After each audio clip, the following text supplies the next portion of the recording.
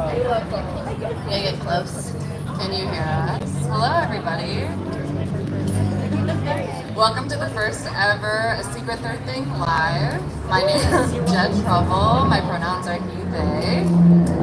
And I am a Ren Cerebral, and my pronouns are they, them. And you can find us on Instagram at A Secret Third Thing Podcast and also on all the streaming services where you find podcasts. I first want to thank all the organizers and the volunteers and all the artists who are making this such an amazing festival. Thanks so much.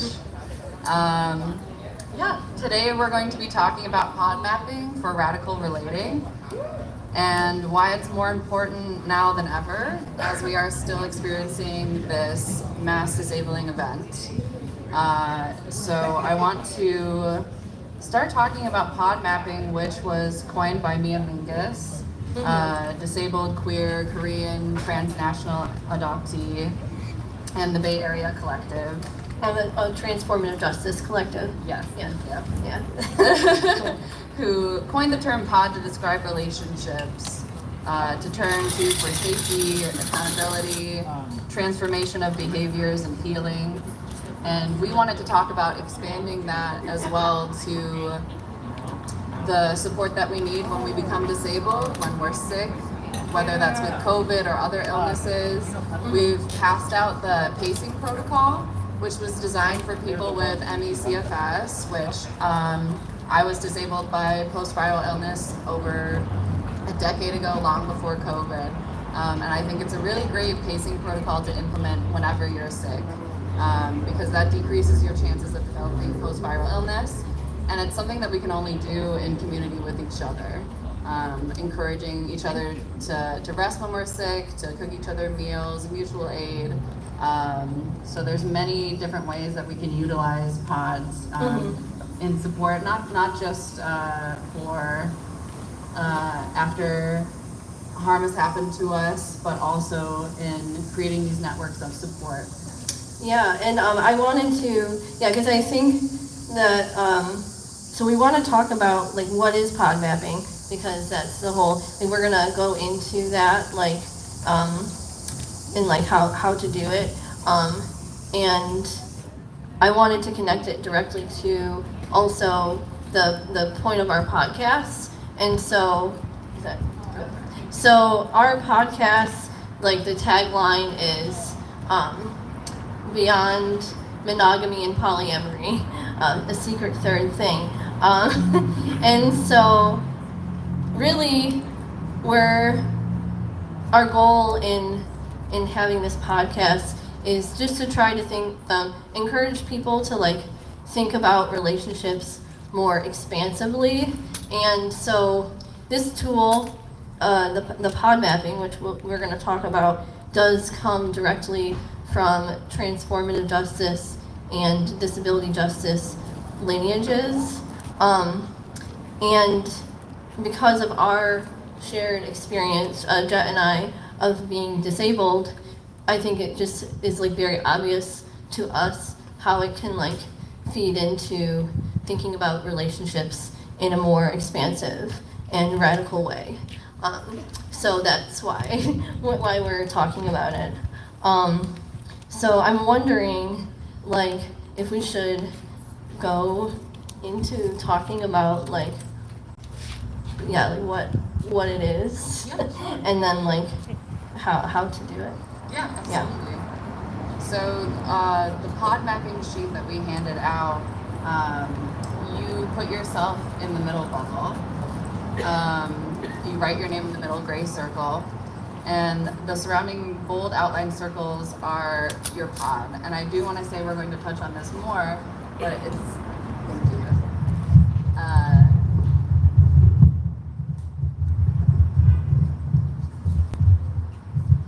Thank you. No, don't be sorry, thank you. That it's very common for most of us to not have a pod at all, or many people that we feel that we can rely on. So this is about taking some risks and chances to try to expand that and to think about people who could be movable into your pod. Oh, can I say one thing? Yeah, too? sure. Sorry. So yeah, I think too, another way to think about like what is a pod or a pod map is really just like a visualization of your relational networks. So yeah, I don't know who all has the sheets that we had passed out, but like regardless of whether you write it down, you might still have a pod. But this is just like what we're talking about is like really just trying to like find a way to put it down on paper to help you see the networks that you have, or for some of us, the networks that we don't have. And if that's the case, it's really like having that knowledge of like how your relational networks exist can help you figure out like where you need support and like where are the gaps in your in your network of care. Yeah. And there could be a lot of grief surrounding that as well, where in some of the other episodes we talked about how, specifically surrounding chronic illness and disability, there have been times where I realize I have no support anymore. So starting from the ground up can be intimidating, but it is worth the risk and the work. And to also be curious about what support you can provide to people in your life, or maybe people that you would like to get closer to and make those bids for connection. Mm-hmm. So also, yeah, you could go more into the actually Yeah. how to do. I felt like the context was maybe necessary. Yeah, of to course. Yeah, so for specifically just to create the pod in the visual aid, the surrounding bold outline circles are your pod, and you write the names of people who are already in your pod or people that you know you can call upon. And then the dotted lines surrounding the pod are people who are movable, people who could be moved into your pod but need a little more work.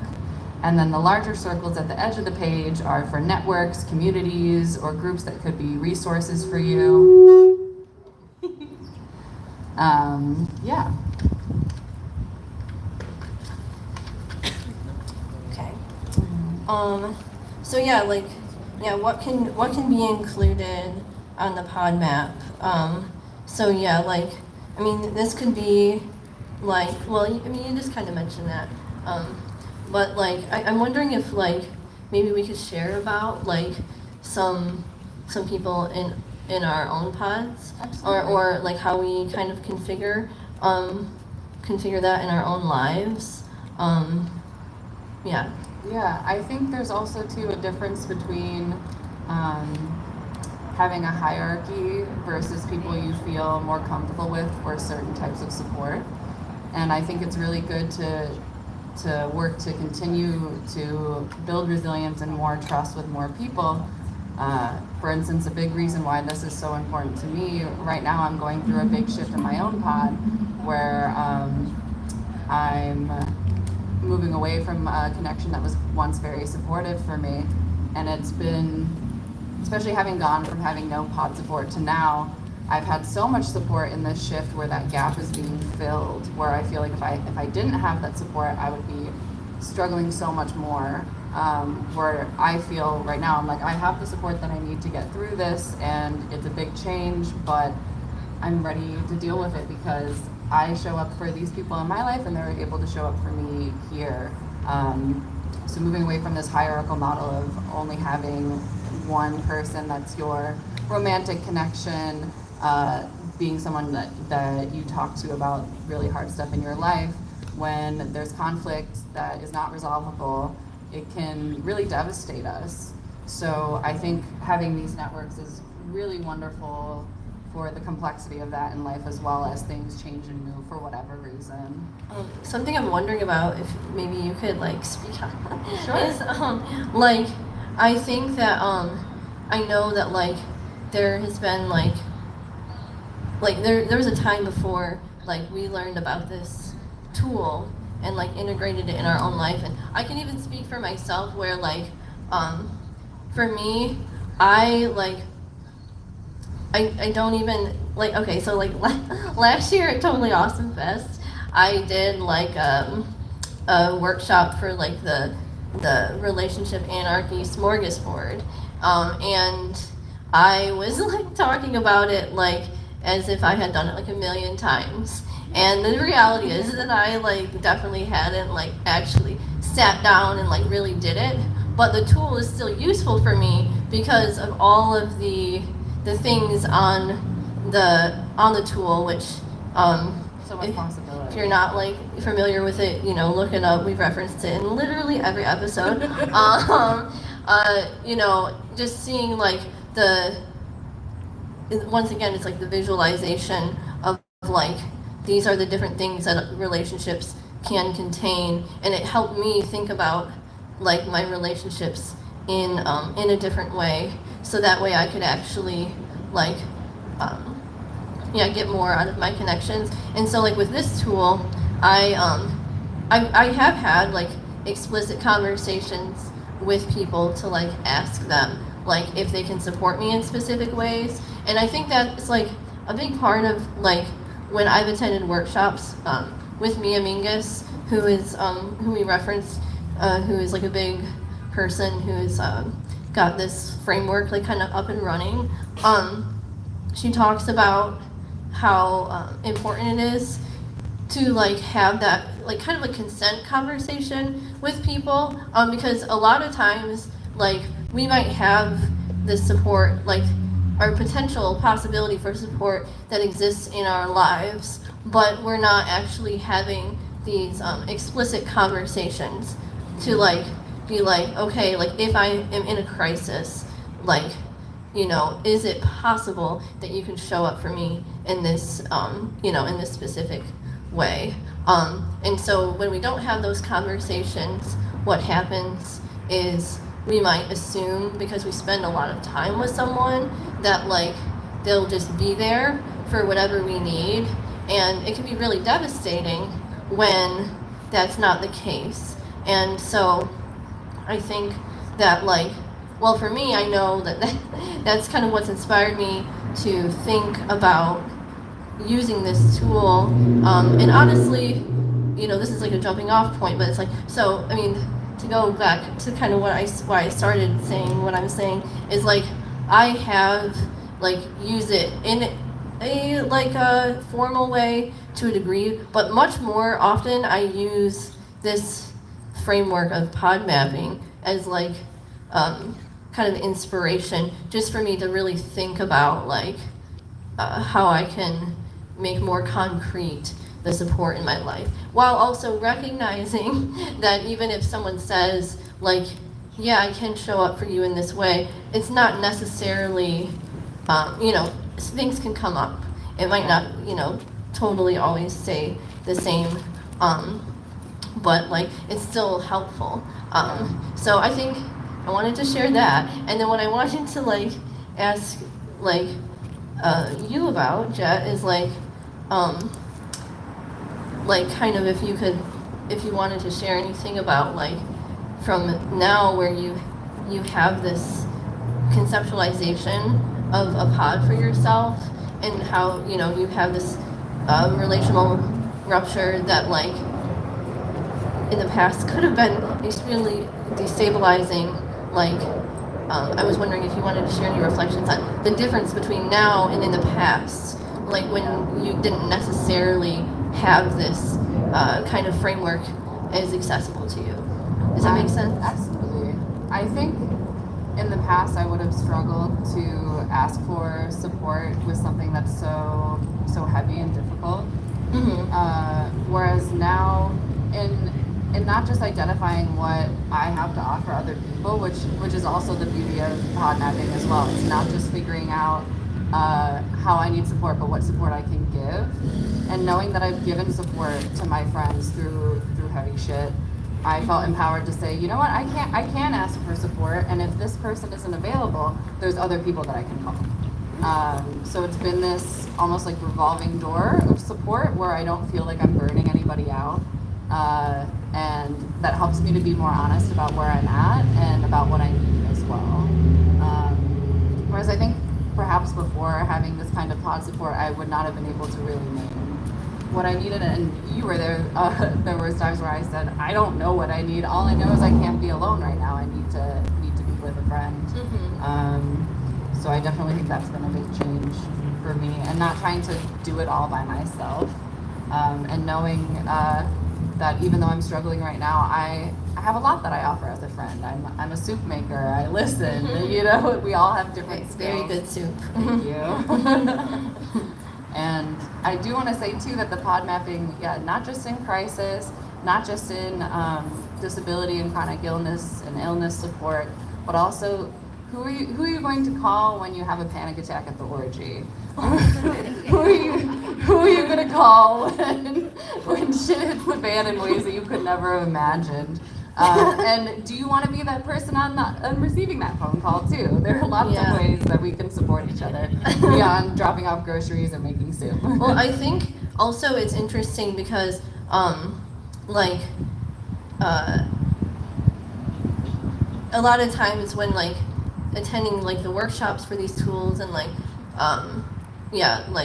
this and other similar things, it can feel like, I know when I first engaged with it, I'm like, oh, I'm gonna do the best. I'm gonna learn how to do this tool. I'm going to make my, write down all this stuff, and but it's also kind of individualized in a very sneaky way, even though it's talking about, it's so contradictory to the framework of trying to, enable us to understand that we live in social ecosystems.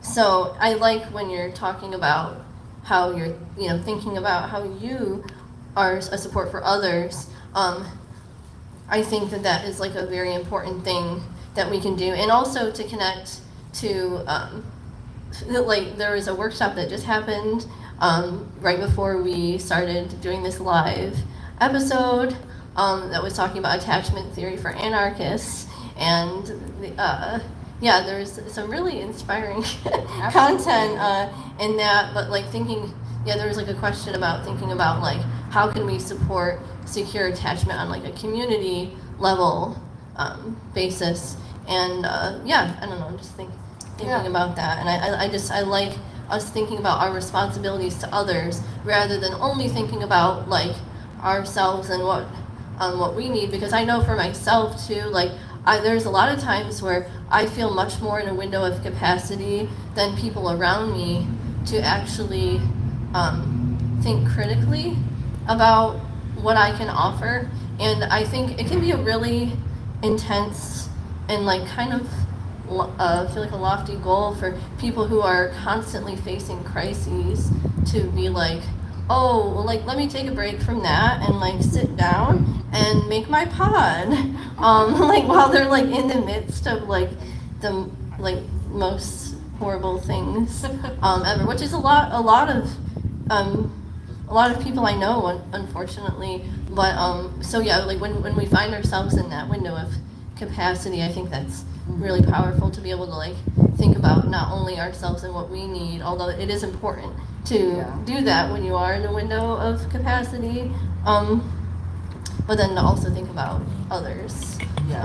I also think it helps us to move outside of these monogamous scripts that one person should be able to provide all these things for you all the time.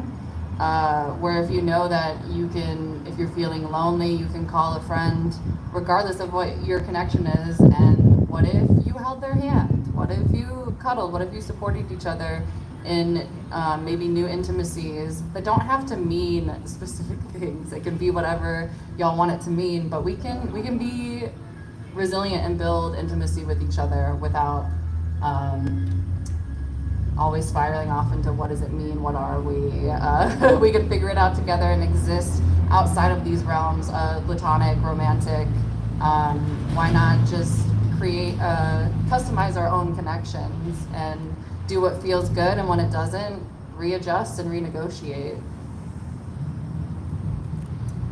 Yeah, I'm thinking about, this is my role in the podcast is always thinking about the naysayers, or people who are going to be critical of what we're saying, and so I'm thinking about we had hoped to like address today for people who feel like this is just bullshit. Like, I'm never gonna have support. There's no one for me. Like, I don't even know how to start doing this. I'm wondering, like, if we could talk about, like, maybe how one might even begin to conceptualize, like, building networks of support, because it sounds so, it can sound like it's really easy when we're just like, oh yeah, just like reach out to a friend and like ask them to kiss and and like, it's not that easy all the time, even though I can make it sound like it is. It can be and it can't be. And yeah. Because there are so many real things that keep us all apart, right? Like where you live, modes of transportation, ability, capacity. But I've been really inspired by a friend of mine who, when she moved here, just started posting on Lex, it's trans night at this bar because I'm here. Come join me. Well, that reminds me, because when I was like thinking about ideas of like, you know, well, what is the first thing that like someone could do to begin to like form meaningful connections where ultimately where they can feel like it's possible to take risks. Because in like I have the problem where I'm like, I feel extremely entitled to be around like people who are like queer and trans and disabled and like who tend to like lean more towards like having an orientation towards the world that's similar to myself. And so I'm like, oh yeah, there's like heterosexual people that exist, and like there's people who like don't necessarily have like familiarity with these like social containers where taking these like relationship risks feels possible. And so like, you know, even though I have my own identities and points of entry to where like this feels easier for me now. I mean, I can think of a time, for example, when I first moved to where I live, like I had no friends at all. And I'm like, well, what did I do? Like, how did I even, you know, make my first connections? Like, I had extreme social anxiety to the point that I would just like lock myself or not lock myself literally, but like I would stay home for a very long time. And I'd go to classes, but because I was like in college, and I wouldn't really take any relational risks because I just felt so intensely anxious. And I was reflecting on this, and like what I did is like at the time I went on Craigslist and just was like, where are the gay people? And I don't know, it's like that's not a thing anymore, is it? No, it's not. Yeah, so I can say that I am a millennial, I guess, even though I'm a cusper, because I met someone on Craigslist, personals. But yeah, and then going to just like finding a place to go, like every single oh, it's trans night because I'm here, like that kind of thing. But it doesn't have to be, you know, that specifically. But like for me, like, oh, there's karaoke every night or every week on a specific night, and just like becoming a regular there. And then like that's like a social container where, you know, you see someone enough times or you see people enough times, then, you know, slowly you can maybe begin to imagine a possibility of like actually getting to know each other beyond just, you know, listen to each other sing like songs really badly. I also want to speak to being disabled and immunocompromised during the pandemic right now. It makes it extremely hard to meet people. And I'm also someone who spends the majority of my time bedbound. And particularly back when I didn't have a pod, that was the main reason. I was like, who's going to meet me in my bed? I cannot go out to these places. And through Tinder, I ended up meeting other disabled and trans people who would come and read to me in bed. Because I was at a point where I could not read, I couldn't write, had a lot of neurological stuff going on, and that's where I started out. And so I think what you can do matters and is important, and there can be a lot of grief around, especially right now that mask mandates have all dropped and people are acting like this isn't happening. This being the pandemic. Yes, Yeah. the ongoing pandemic that's still happening. So that's a real barrier, but there are other people who are taking precautions, who are taking this seriously. And for instance, these events that I mentioned, like where we've been meeting up, the way that we've been handling it is making sure that there's a space where we can be outside all the time, having HEPA filters running, mutual aid sourcing COVID tests because they've been so difficult to find, which there's now a link for free COVID tests coming out again, so that's great. Finally, a little late, but we're getting there. So I just want to speak to that grief as well, because it's not, especially like before the pandemic, yeah, sure, could you just go to this event and meet people, but there are real barriers keeping us apart. But we can find ways to break through that and to connect with folks who are sharing perhaps like similar protocols for navigating the pandemic. Like connecting with other immunocompromised people has been life-saving for me, honestly, just to have that sort of access, intimacy together about the reality that we're living in. Thanks for sharing that. I'm like looking at the time. I'm wondering. Oh yeah, where are we at? I know we're good, We can talk but forever. So I'm wondering if we. I was wondering. I feel we have more to cover, but I also don't. I'm kind of curious, like if people like had any like questions or things that like don't make sense about what we're talking about since we're like live. or things that we've missed. So want to discuss. I mean, we could come up with more things to keep talking about. We have things written down. But what do you think about that? Yeah. Any questions about Raven? How do you decide, like, what makes you think you want to invite a new person into your pod? Like, what are the signifiers you use? Okay. Like, as you get to your inner circle. Okay, so the question is, what are the things that make you, the signifiers that make you want to invite someone into your pod? Is that right? Yeah, or like closer. Or yeah, or Would you like closer go to you? first, You can, if you have something to say, yeah, you can go. I would say for me that it starts with COVID protocols. That's a big thing for me as an immunocompromised person, as well as a commitment to relationship anarchy or something similar, and knowing that there's a multitude of possibility, or that they're working towards that. Because I found I cannot fuck with couple vibes. It is too much for me most of the time.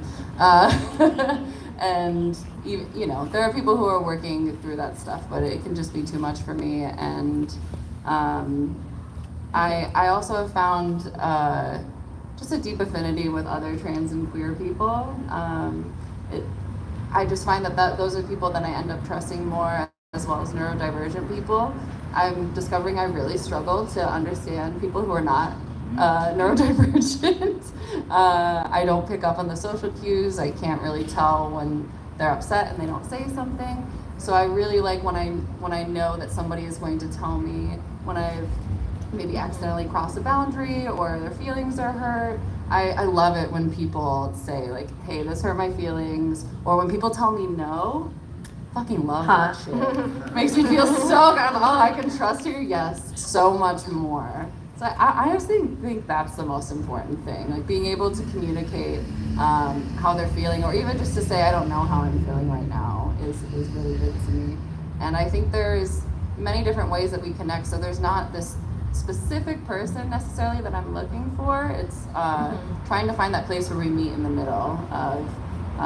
Are we kind of looking for the same things, wanting to explore some things? Because it can be something as, I don't want to say simple because it's not simple, but emotional support, or maybe a purely sexual or kink connection. It doesn't have to tick all these boxes. I feel like that's the term you always hear in Love Island, right? Where this person ticks all my boxes. I don't need that. I didn't know you watched Love Island. Outing myself. I need the straight drama. I don't have a ton of drama in my life, so it's just so intriguing to me. But yeah, I think that as long as I feel like I can trust their yes and no's, that's the biggest thing for me. Great question. Okay, I thought of an answer too. I love that. Everything you said. So, yeah, what makes me feel like I want to pull people like closer? For me, I think I have been extremely like humbled this past year with like learning about like just a wide range of like possibilities that can exist with people I might not have expected I would feel like able to be connected to. And so something that I have learned to appreciate in others is curiosity. Like if they can be curious, because I think that like if I have the goal of like only having connections with people who already have landed exactly where I'm at and like how I feel about like relationships, it can be very limiting because it's such a process. And like even though like who I am, like the reason I've landed here is like a relationship anarchist, somebody committed to thinking outside of like romantic dominant like couple dominant frameworks. I've landed here because of like being disabled, mostly really, and what I've learned through that. And there's, you know, but not all disabled people land in the same place, even. And so like, but that's just my journey. But anyways, I like to be open to the fact that everyone is on a different journey. We don't all have to land in the same place. But what I have realized is that like it's okay if people don't articulate themselves in the same way or talk about like who they are in the same way as me. But if I feel like I'm going to be pushed to the side as soon as if they're gonna like find someone that they make the center of their world, I can't. I won't pull them closer because it feels like really offensive, honestly. So well said. And it's not about like dishonoring or like not having like respect for people's like various forms of intimacy. I do believe that like we are sometimes just more intimate with, well, we are more intimate with some people over others, and like that's just going to be a fact. But I think when it's like a prescriptive, like, oh, like I'm entering into like this romantic thing, so if that's not something that like our relationship contains, then now you don't mean as much to me and you just have to accept that. Like I guess this is like saying reasons why I won't pull someone closer. But if they can like just be curious and open to like not having that hierarchy, then I will be open to pulling them closer into like a more trusting like pod role in my life, I guess. Yeah.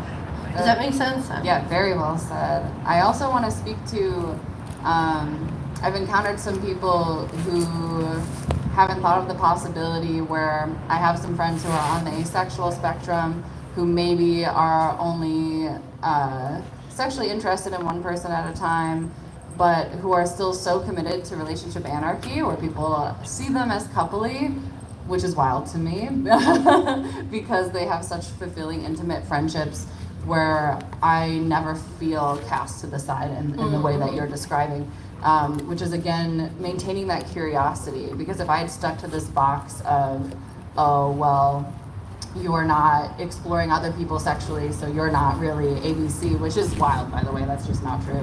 I think it's another way to open your mind to the possibility as well of different types of intimacy that aren't just sexual, but still creating these very strong bonds and ways of showing up for each other that transcend this normative model.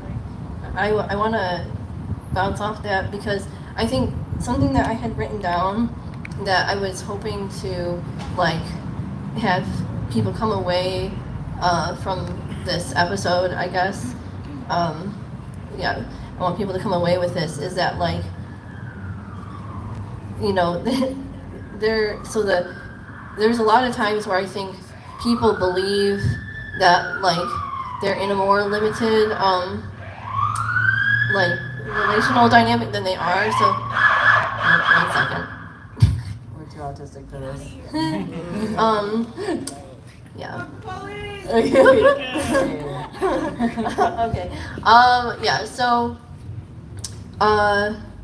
what was I saying? Take a second. Yeah. I got it.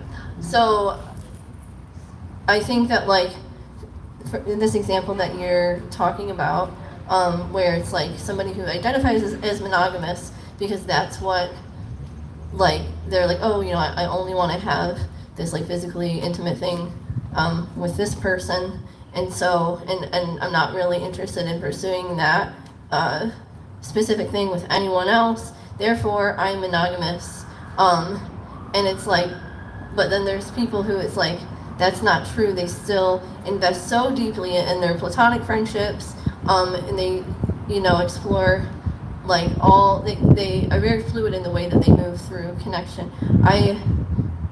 There's so many people like that. And so I guess what I want people to like think about more is like maybe divesting from this like commitment to these like labels, and not to dilute like the importance of like, I really think that it is a worthy cause to divest from the couple form and to really, I think it's a worthy cause to invest deeply in our friendships, more than this like romantic, you know, romantic love.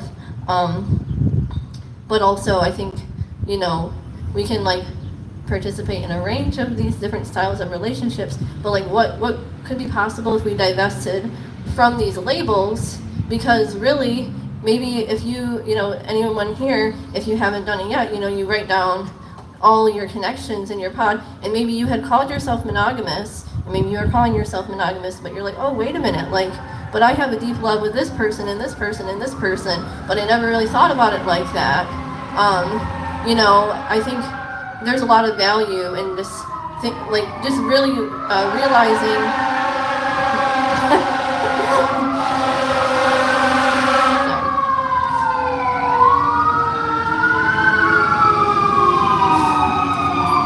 We are downtown.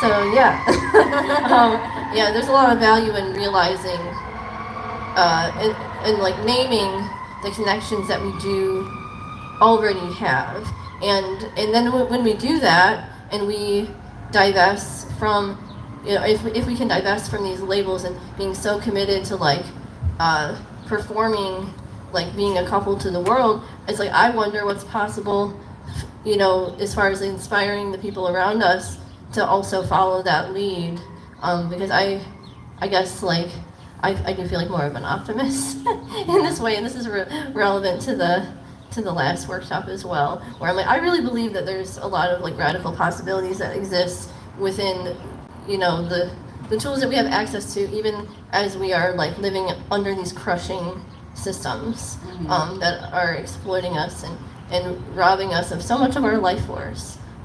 So yeah. Yeah. I like, first of all, I love the couple to the world. I love that. Just listening to what y'all said, I had a thought, and they're probably all over the place. That's all right. When you were talking about taking chances in a relationship, I'm also thinking about upholding the integrity of it. So for someone who thinks that for someone who doesn't think it's fair to cross into non-monogamous territory when you like establish a foundation of one that was monogamous, do you have any thoughts that challenge that idea? I bet we have a lot. We both have a lot of thoughts about Wait. this. I think what you were asking is when there's a relationship that starts out as monogamous and perhaps there's different desires about how one person perhaps wants to be non-monogamous and the other doesn't. Is that what I'm hearing? Yeah. Yeah. I feel like that is usually a situation that is destined to not work out, unfortunately. Because if someone doesn't want to move into that space, I've had instances in my life where I've had connections with someone who is monogamous, and when that happens, for it to have happened in a way that feels good without a ton of conflict, it's had to be sort of recognizing that it's only going to be for a certain amount of time. Because if someone's really committed to monogamy, they're looking for somebody to be their person, whatever that means. Whereas non-monogamy, you're moving to this place of abundance where how could you ever sum up your connections as one person, right? So it's kind of a at odds experience. And I always say to people who, even if there's two people who really want to move into non-monogamy together who started out monogamous, you really have to be prepared for the possibility that that connection is going to end. Because no matter what, when you're moving into non-monogamy, you're going to change a lot, and we're all changing all the time. But especially in that way, your connection is just going to change so much. Can I respond? Homophobic, honestly.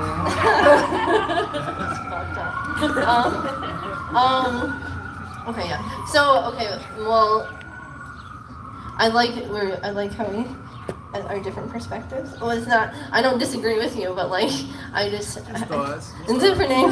Like, I'm just like thinking about how, like, what constitutes monogamy, is arbitrary because what constitutes cheating is different for everybody.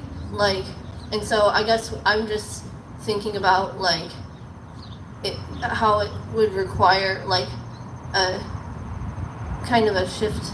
If somebody's like really like, I don't want to be non-monogamous in their, communicating with a partner that they're currently in a monogamous relationship with, I would just want to ask like, well, like what does that mean to you?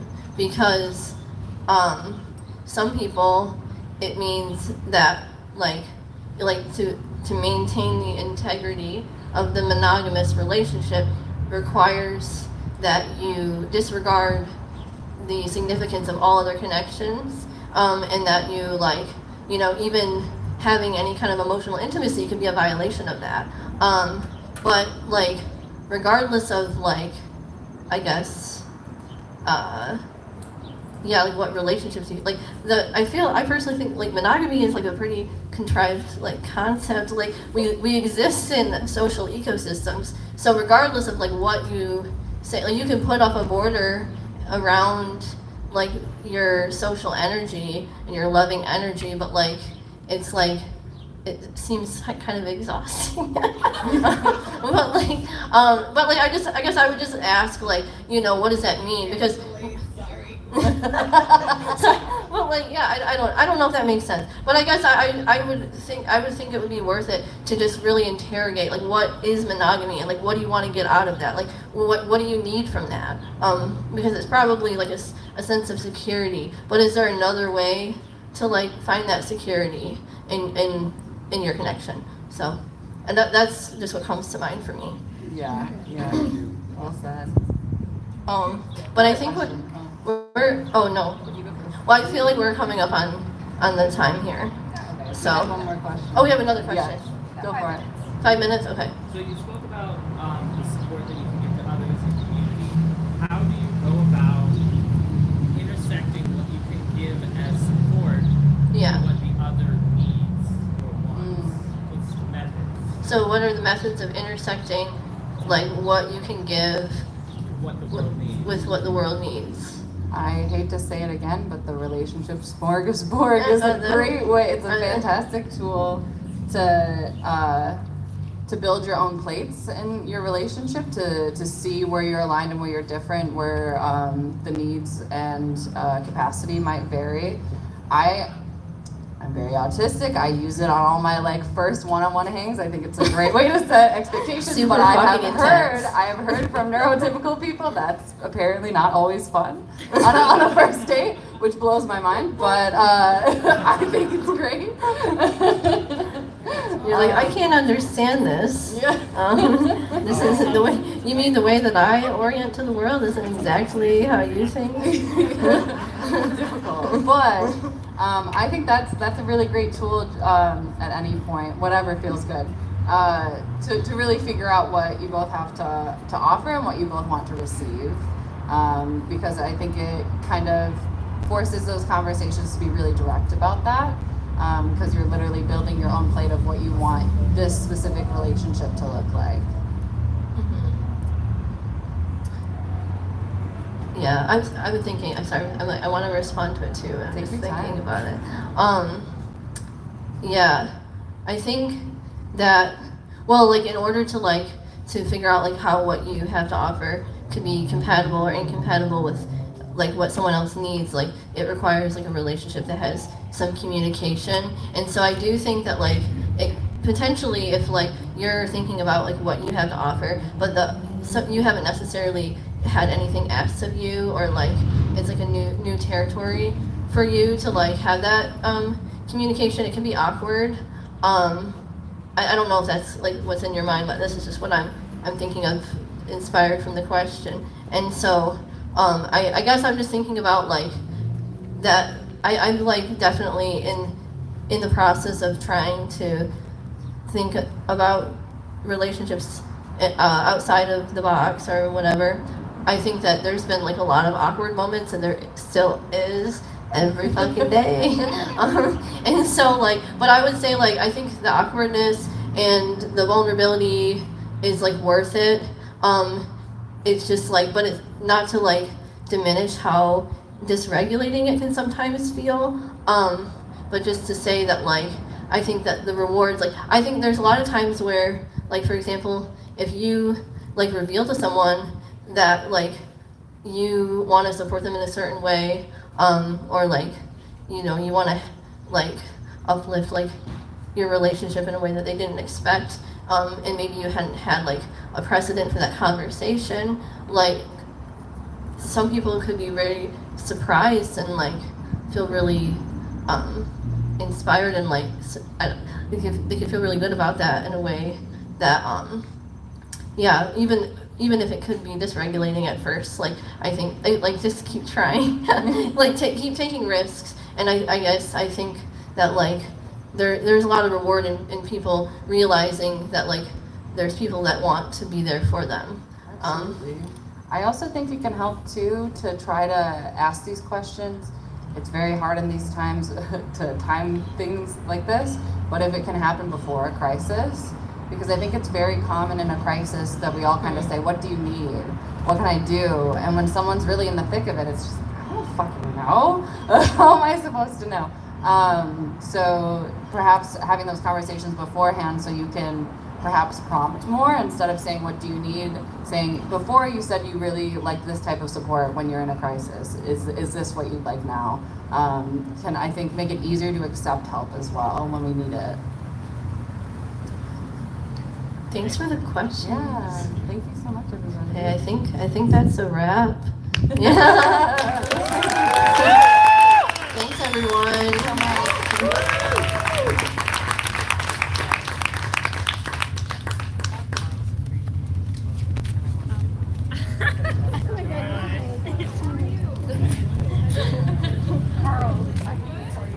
What? Oh no.